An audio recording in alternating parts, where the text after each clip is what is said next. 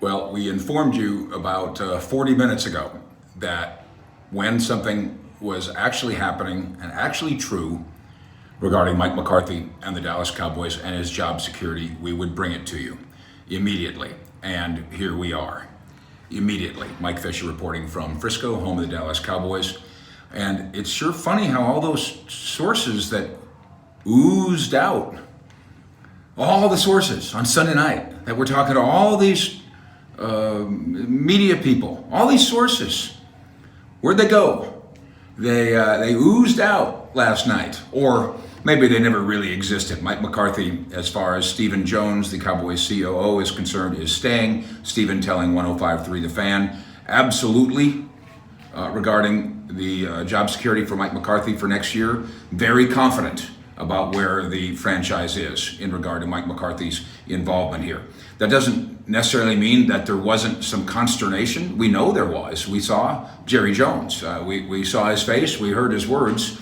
Jerry was very displeased on Sunday night. And as we said, just like players get a 15-minute cooling off period before they meet with the media, Jerry deserves, after that horrible outcome, a 15-hour cooling off period. And you know what? That's just about exactly what happened.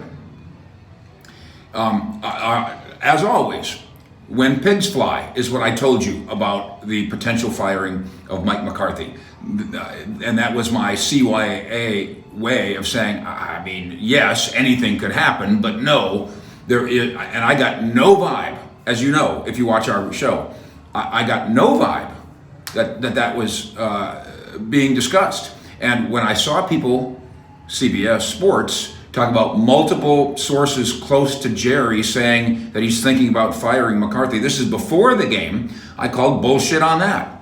Jerry does not talk to multiple sources about firing a coach before a playoff game when the coach just got here, got a mulligan last year. In so many ways, this is McCarthy's first year. That's the thinking of many. Not only in the Jones family, that's the thinking of people, respected minds like Troy Aikman, who viewed last year's COVID year as a mulligan year for McCarthy, and other coaches as well. So in some ways, this is his first year really being able to coach in a more traditional way. They went 12-5, and then they end the season in a devastating disappointment, which, by the way, is the way everybody's season is going to end, except for one.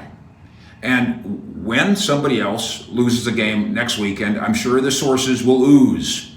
But we're going to keep the sources at bay here, these sources, that is. And we're going to rely on the people that told us before the game that Jerry hadn't said any such thing, because he was planning on winning the game.